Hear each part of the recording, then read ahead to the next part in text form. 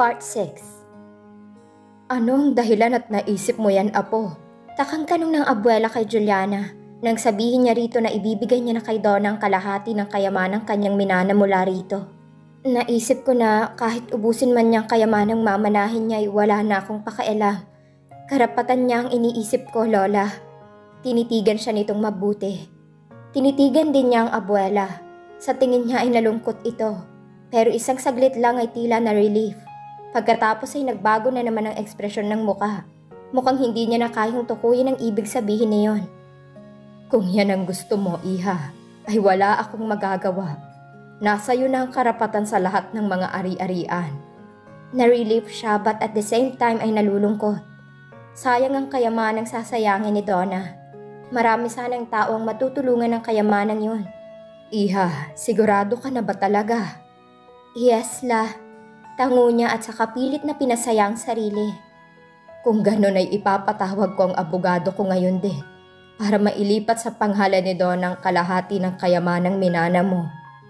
Pakitawag si Donna, Iha. Kaagad siyang lumabas ng silid at nagtungo sa hardin kung saan naroroon si Donna. Kausap nito si Noah at sa tingin niya ay seryosong-seryosong mga ito. Bigla ay nakadama siya ng takot na lumapit sa mga ito. Natatakot siyang marinig ang pinag-uusapan ng mga ito. Nanatili siya sa front door ng ilang minuto. Napatda siya nang makitang ipinupulupot ni Donna ang magkabilang braso sa batok ni Noah. Kasunod niyon ay siniil nito ng halik ang kanyang asawa. Instinct ay tumalikod siya at nagmamadaling nagtungo sa kanyang silid. Hindi niya alam kung gaano siya katagal na nanatili roon. Nang magbalik siya sa hardin ay wala na ang dalawa. Kung ano-ano kaagad ang iniisip niya. Nagtungo siya sa kwarto ni Donna. Akmang kakatok siya nang bigla siyang matigilan dahil sa tinig na narinig. Naramdaman niya nag-init ang magkabilang pisngi niya. Nanigas ang kalamnan niya. Tila nagmalfunction ang isip niya. Hindi niya malaman kung ano ang dapat gawin. Noah! Muli ay wika ni Donna. Gustong-gusto na niyang sipain ang pinto ngunit pinigil niya ang sarili. Hindi niya gustong malaman ng ibang kataksilang yon. Walang ibang dapat makaalam sa kalokohang yon. Gulong isip na lumabas siya ng bahay. Naglakad siya ng walang direksyon. Juliana, oh my God, what are you doing here? Tanong sa kanya ni Noah nang makita siya nito sa isang burol na nakaupo sa isang malaking bato. Kung saan-saan na kita hinahanap. Mabuti at natagpuan kita. Ano bang nangyari sa'yo at napunta ka rito mag-isa at nagpagabi pa? Hindi siya sumagot. Iginala niyang paningin. Maliwanag pa ang paligid. Ngunit nalaman niyang iyon ay dulot lamang ng buwan nang tumingala siya sa langit. Juliana, are you okay? Tanong ni Noah na tila hapong-hapo. Nalanghap niya ang pabangong gamit ni Donna na marahil ay dumikit sa katawan nito. Napapikit siya ng mariin. Juliana, let's go. Inalalayan siya nitong tumindig. Nagpahinuhod naman siya. Subalit nang alalayan siya nito sa paglalakad ay pumiksi siya. Juliana, bakit? Takang tanong nito. Walang tugon buhat sa kanya. Mabilis na mabilis ang mga hakbang niya. Juliana! Bigla niya itong nilingon. Hindi totoong sinasabi mo na wala kang kakayahan na mag-anak. Seryoso na saad ni Juliana sa asawa. Nag-iwas naman ito ng paningin. I'm sorry. Hindi ko sinasadya, Juliana. Nagawa ko lang yun dahil hindi na nito na ituloy ang nais sabihin dahil tumulo ng mga luha niya. I hate you! Juliana, please, listen to my explanation. Hindi na kailangan ng paliwanag mo, Noah. Napakasimple lang naman ang lahat. I hate to do this, ngunit kailangan. Let's file an annulment. Nakita niya ang sakit na gumuhit sa mukha nito. Juliana, things didn't happen the way I want at wala akong magagawa sa bagay na yon. Nalaglag ang magkabilang balikat ng asawa. I'm sorry, Juliana. The damage has been done. Paulit-ulit na sorry ang narinig niya mula rito. Hindi yun nakakabuti sa kanya. Sa halip ay lalo lamang siyang nasaktan. Tila nawala siya sa sarili. Hindi niya tinitingnan ang kanyang nilalakaran. Naging dahilan yun upang matisod siya. Napailing siya sa sakit nang bumagsak siya padapa. Napasama ang bagsak ng mukha niya. Nagkasugat ang labi niya. Maagap naman siyang itinayo ni Noah. Juliana, I'm so sorry. Anitong guilty ang anyo. Pinahid nito ang dugo sa labi niya at saka pinagpagang lupang dumikit sa kanyang damit at magkabilang braso. "Stop saying that," mariing wika niya. "Tama na. Sapat nang nasaktan ako. Huwag mo nang dagdagan pa ang sakit. Please, Noah, leave me. Mauna ka na." Hindi ito tuminag. "Utang na loob, Noah. Lalo mo lamang pinahihirapan ang kalooban ko." "Pero Juliana, gabi na. Wala kang dapat na ipag-aalala. Walang masamang mangyayari sa akin. Hindi ko pa rin kayang iwanan ka. Please, umuwi na tayo. Sinabi ko naman sa'yo na mauna ka na." "Ikaw ang mauuna kung ayaw mo talaga akong makasabay." Sa sinabi nito ay naglakad siya ng matulin. Nais ni Juliana na mapag-isa. Ayaw niyang may makausap kahit na sino. Nang dumating siya sa bahay ni Noah ay kaagad siyang nagkulong sa kanyang silid. Gulong-gulong kanyang isip sa naging takbo ng mga pangyayari. Labis siyang nag-aalala sa magiging damdamin ng kanyang abuela oras na malaman nitong pagtataksil ni Noah at Tona. Baka ikasama nito iyon. Kailangang maanal ang kasal nila ni Noah bago pa man malaman ng lola niya yon. Alam niyang masasaktan ang kanyang abuela, pero yun lang ang nag-iisang paraang alam niya upang kahit paano ay maibsan ang bigat ng puso niya sa ginagawa ng kanyang kapatid at asawa. Kinatok siya ni Noah ngunit hindi siya umimik. "Juliana, bukas na ng gabi ang flight ni na mama at papa." Wika nito. Nakalimutan na niya ang bagay na yun dahil sa sobrang pamumroblema. "Sasama ka ba sa paghatid sa kanila sa airport?" Ang tanong nito. Nais niya ngunit parang hindi pa niya kayang humarap sa kahit kaninong tao. Ayaw niyang umalis ng bahay. Gusto niyang magkulong sa kanyang silid. Subalit ayaw naman niyang mag-isip ng kung ano ang kanyang mga biyanan. Hindi niya gustong may bumabagabag sa isip ng mga ito. "Oo, sasama ako. Kailan tayo aalis?" "Tomorrow morning, 5 o'clock. "Okay. Hindi mo ba pwedeng buksan itong pinto?" Hindi siya sumagot. Maya-maya ay narinig niyang mabigat na mga hakbang ni Noah papalayo. "Iha, patawarin mo ako." Sa lubong ng kanyang abuela nang dumating siya. Kararating lamang nila ni Noah mula sa Manila. Hindi pa siya nakapagpahinga. Kumunot ang noo niya ngunit wala siyang sinabi. "Alam ko na alam mo na ang lahat," sinabi sa akin ni Noah. "Nagawa ko yun, iha, dahil ayokong maging miserable ang buhay mo. Ayokong malungkot ka." Wala siyang naintindihan sa mga sinabi nito. Gulong isip na nakatitig lamang siya rito. Nang malaman ko ang advertisement na yun ay naalarma ako. Natatakot ako na baka mapahamak ka. Kaya kinasabwat ko si Noah na magpanggap na walang kakayahan at pakasalan ka. Namilog ang mga mata ni Juliana sa narinig. Awang ang bibig na nakatitig siya rito. Umaasa kasi ako na maturuan ni Noah ang puso mong ibigin siya. Maniwala ka, iha.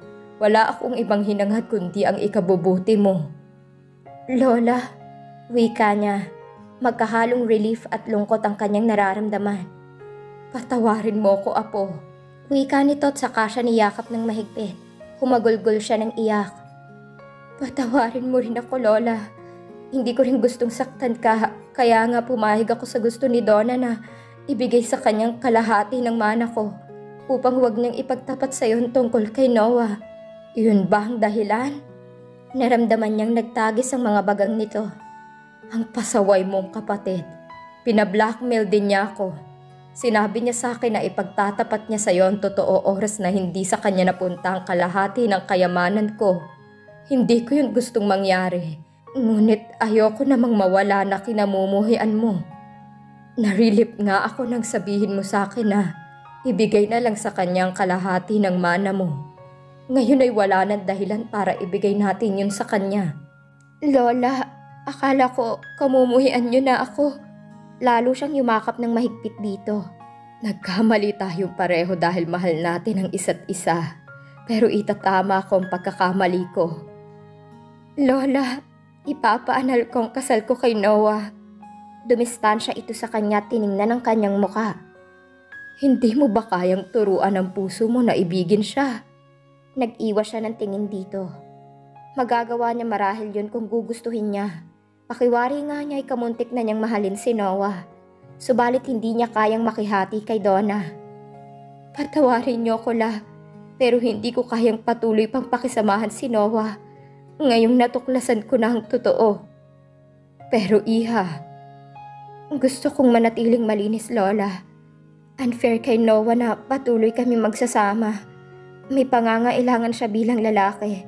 Karapatan niyang mamuhay ng normal. Napabuntong hininga ang kanyang abuela. Sana'y maunawaan niyo ako, Lola. Nakakaunawa ang titig na ipinukol sa kanya ng abuela. Wala na nga akong ibang magagawa pa kundi ang unawain ka, Iha. Salamat, Lola. Niyakap niya uli ito. Panatag na rin ang kalooban ko sa wakas. Ngunit sa kaibuturang bahagi ng puso niya ay may nakapasyang kalungkutan. Juliana, sandali. Pigil ni Noah sa kanya na lagpasan niya ito sa may hallway. Alam kong galit ka pa rin dahil sa nagawa kong pagpapanggap. Huwag na natin pag-usapan yon. Naunawaan ko naman ang lola kung bakit niya yun nagawa. Gusto niya itong questionin kung ano ang motibo nito at pumayag sa ganoon.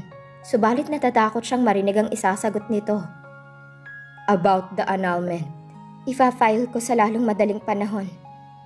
Ikaw ang bahala, but I will not cooperate. Bakit? Dahil mahal kita. Naisip niya ang nangyari sa mga ito at sa kapatid niya. Nagtagis ang mga bagang niya. Niloko mo ko. Mariin niyang wika. Hindi ko na kayang makisama sa'yo. Uuwi na ako ng Manila. Maghiwalay na tayo ng landas. Tinitigan siya nitong mabuti. Hindi mo ba ako kayang patawarin, Juliana? Sa taas ka humingi ng tawad. Mariing sabi niya. Ang tanging kasalanan ng nagawa ko ay ang papaniwalain ka na wala akong kakayahan na mag-anak. Napabuntong hininga siya. Kung ganoon ay hindi pa nito alam na alam niya ang relasyon nito kay Donna. Hindi pala sila nagkaunawaan noong nakaraang araw. Gusto niya itong sumbatan, pero nagpigil siya. Maghihiwalay na rin sila. Hindi na kailangang magsumbatan. Pare-pareho lang naman silang nagkamali ng desisyon. Haalis na ako ngayon pabalik ng Manila. Aniya, malungkot na malungkot ito. Juliana, maaari naman tayong maghiwalay ng landas na hindi na kailangang ipaanal pa natin ang ating kasal. Naunawaan kita. Ayaw mong masira ang pangalan mo. Iniisip mo na ikaw ang masisira sa korte sa gagawin ko. Pero nagkamali ka naman. Hindi ko yun gagawin. Sasabihin ko ang totoo na ako ang may diferensya. Kaya kong makisama sa'yo kahit wala iyon. Makahulugan nitong sabi. Makapagtitiis ako. Magkakasala ka lang. Anang isip niya. Ngunit hindi yun ang lumabas sa bibig niya. Pag-iisipan ko. Salamat, Juliana. Pero aalis na talaga ako ngayon. Hindi ba tayo maaaring magsabay? I'm sorry. It's okay. Naiintindihan ko. Juliana, mag-usap tayo. Galit na wika ni Donna nang dumating ito sa bahay niya ng sumunod na araw. Anong pag-uusapan natin? Malamig niyang tanong. Nagtatanong ka pa? Sinira mo ang usapan natin. Humalokip-kip siya. Niloloko mo kami ni Lola. Pareho mo pala kaming binablockmail. Dahil pareho kayong mga walang alam. Ismid nito. Ano bang ipinunta mo rito? Hindi ako makapapayag na hindi mapunta sa akin ang kalahati ng kayamanan ng mga Sebastian. Kailangang ituloy mo yon. Bakit ko pa gagawin yon? Gagawin mo yon kung ayaw mong mawala sa kahihiyan ang Lola. Napatda siya. May panibago na naman yata itong naisip na ipang-blackmail sa kanya. Malalaman niyang may affair kami ni Noah. Sinikap niyang panatilihing relax ang kanyang muka. Alam na niya. Namilog ang mga mata nito. Nagawa mong sabihin sa kanya?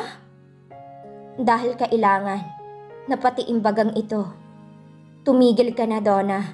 Hindi maaari ito. Hindi ako basta-basta sumusuko. Alam kong marami pang paraan. Nagsasayang ka lang ng pagod, Donna. Tanggapin mo na ang totoo. May araw ka rin sa akin. Wika nito at saka siya tinalikuran. Napabuntong hininga na lamang ang dalaga. Kahapon nang dumating siya ay wala siyang ibang ginawa kundi ang matulog. Alam niyang sign of depression iyon. Ngayon ay parang wala pa rin siyang ganang pumasok sa opisina. Subalit kailangan niyang pilitin ang sarili. Kailangan maibalik niya sa dati ang lahat. Kahit pa nga pakiramdam niya ay marami nang nagbago sa damdamin niya. Flowers po, ma'am, from your husband. Tinitigan ni Juliana ang bouquet ng rosas na inilapag ng kanyang sekretarya sa ibabaw ng mesa niya. Kulay puti ang mga rosas at sariwang-sariwa pang tingnan. Salamat. Isinandal niya ang likod sa backrest ng upuan at saka nag-isip. May ilang buwan na rin ang nakaraan ngunit hindi pa siya nakapag-file ng annulment sa kasal nila ni Noah. Kahit gustong-gusto na iyong gawin ng isip niya, ay mayroon namang isang bahagi ng puso niya ang tumututol. Bumangon sa puso niyang pananabik na makita ito ng maalalang mga masasayang sandaling pinagsaluhan nila. Gusto niya itong tawagan ngunit pinigil niya ang sarili. Dapat na niya itong kalimutan.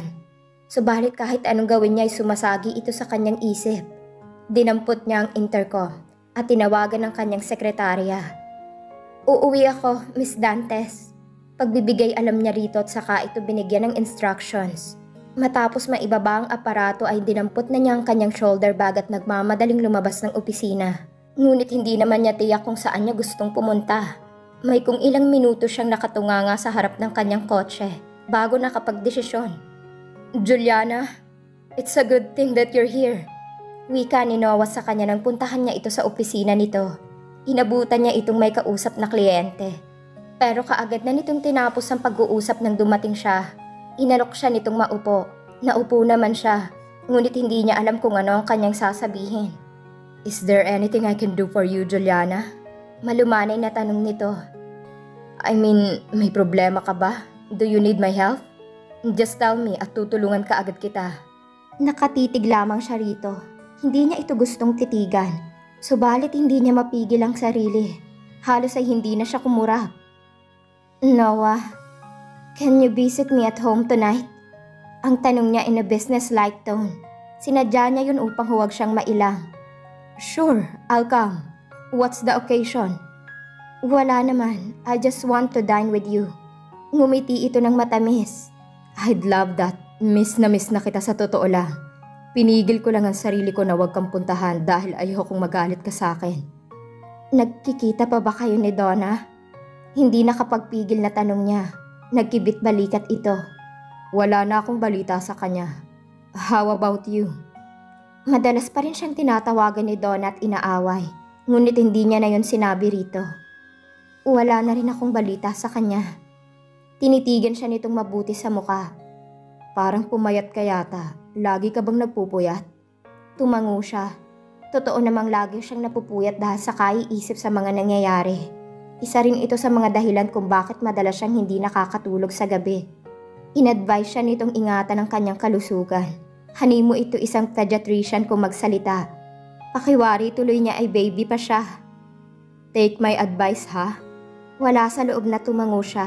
Nanatili pa rin siyang nakatitig dito. By the way, ay ano nga palang gusto mong inumin? Alok nito. Wala, I just want to see you. Kitang-kita niyang kasiyahang gumuhit sa mukha ng asawa. Thanks. You just don't know kung gaano ako kasaya dahil dumalaw ka. Ngumiti siya at akmang magsasalita ulit. Ngunit naagaw ang pansin niya nang bumukas ang pinto. Iniluwa ang isang mistisahing babae na nakasuot ng formal na damit. Inosente ang mukha nito. Yes, Sandra. Ani Noah rito. Nagsalita ang babae ngunit hindi yun pumasok sa isip niya dahil abala siya sa pag-aanalisa kung sino ito sa buhay ng asawa. Nahalata marahil siya ni Noah. Kaagad siyang ipinakilala kay Sandra na sekretary pala nito. Bago lang siya, wala pang 1 week. Nag-resign kasi ang sekretarya ko. I see. Tango niya na nakatingin pa rin kay Sandra. Kung kumilos ito'y parang may pagkakatulad niya. Ang bagay na iyon ay nagdulot sa kanya ng hindi magandang pakiramdam. Nagpaalam na siyang umuwi. Akala ko magtatagal ka. Ani Noah, hindi pa kita napainom ng kahit ano. Don't bother. Sumaglit lang ako, maraming gawain sa opisina. Pagkasabay tumayo na siya at lumabas. Ni hindi niya ito binigyan ng pagkakataong maihatid siya sa labas. Nagseselos ba ako? Ang naitanong niya sa sarili habang nagmamaneho. Hindi na siya mapakali. Si Noah at Sandra ang laman ng isip niya. Sa tingin niya ay very fond si Noah sa bago nitong secretary. Nakikita niya yun sa mga mata ng asawa at parang hindi niya matanggap ang bagay na yun. Maging maayos pa kaya ang pagsasama ng mag-asawa? At dito na po nagtatapos ang kabanata ng ating kwento. Maraming salamat po.